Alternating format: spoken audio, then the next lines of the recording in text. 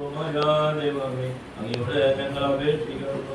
അങ്ങയുടെ സ്വഭാവത്തിനൊത്തവിധം എപ്പോൾ ജനങ്ങളാഷ്ടിക്കുകയും മന്ത്രികളോട് കഥ കാണിക്കുകയും ചെയ്യണമേ. പിതാവും പുത്രനും പരിശുദ്ധാത്മാവുമായ സർവ്വേശ്വരായ നീക്കും.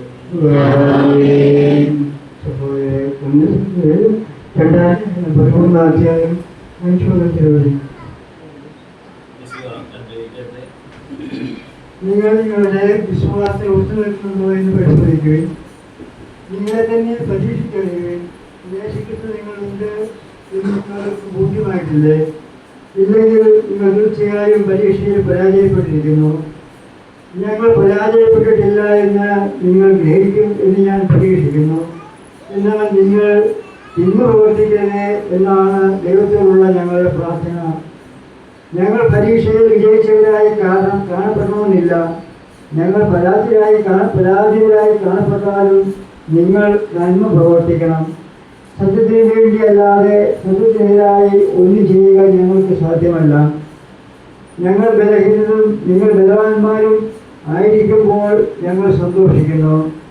നിങ്ങളുടെ പുനരുദ്ധാരണത്തിന് വേണ്ടി ആണ് ഞങ്ങൾ പ്രാർത്ഥിക്കുന്നത്. ഞാൻ വരുമ്പോൾ കാർക്കശ്യത്തോടെ അധികാരം പ്രയോഗിക്കാതിരിക്കേണ്ടതിന് നിങ്ങളിൽ നിന്ന് അകലെയായിരിക്കുമ്പോൾ ഇതെഴുതുന്നു.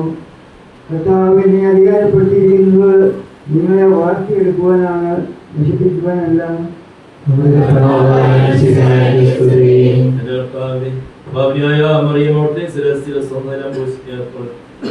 കൃത്യമായ പരിമളം ഈ പ്രവർത്തനമാകട്ടെ.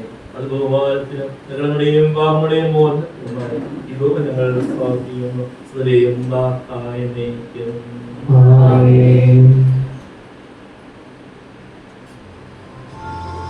ഹല്ലേലൂയ പാടിടുന്നേ, ഹല്ലേലൂയ ഹല്ലേലൂയ ഹല്ലേലൂയ പാടിടുന്നേ, ഹല്ലേലൂയ ഹല്ലേലൂയ നല്ലൊരാശയമെങ്ങുള്ളതായി വന്നു തൊടുന്നിടുന്നു.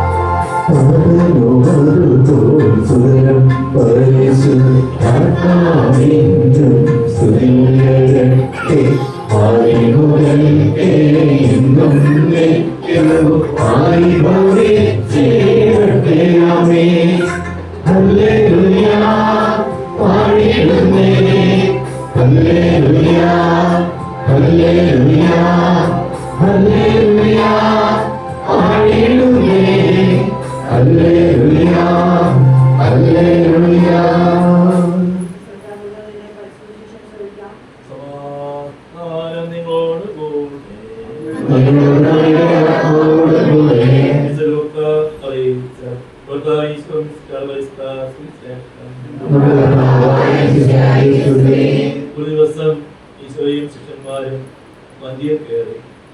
നമുക്ക് തടാകത്തിന്റെ മതിലേക്ക് പോകാം എന്ന് അവിടുന്ന് പറഞ്ഞു. അവർ പുറപ്പെട്ടു. അവർ തുഴഞ്ഞുകൊണ്ടിരുന്നപ്പോൾ ഈശോ ഓർക്കുകയായിരുന്നു. അപ്പോൾ തടാകത്തിൽ കൊടുങ്കാറ്റുണ്ടായി, വന്തിയിൽ വെള്ളം കയറി. അവർ അപകടത്തിലായി. അവർ പുറത്തു വന്ന് ഗുരു ഞങ്ങൾ നശിക്കുന്നു എന്ന് പറഞ്ഞ് അവിടുത്തെ ഉണർത്തി. അവൾ എഴുന്നേറ്റ് കാറ്റിനെയും തിരകളെയും ശാസിച്ച് അവർ നിലച്ചു. ശാന്തയുണ്ടായി. അവൾ അവൾ ചോദിച്ചു, നിങ്ങളുടെ വിശ്വാസം എവിടെ? അവർ ഭയന്ന് അല്പത്തോടെ അന്യോന്യം പറഞ്ഞു, ഇവൻ ആരാണ്? കാറ്റോടും വെള്ളത്തോടും കൽപ്പിക്കുകയും അവ അനുസരിക്കുകയും ചെയ്യുന്നുവല്ലോ.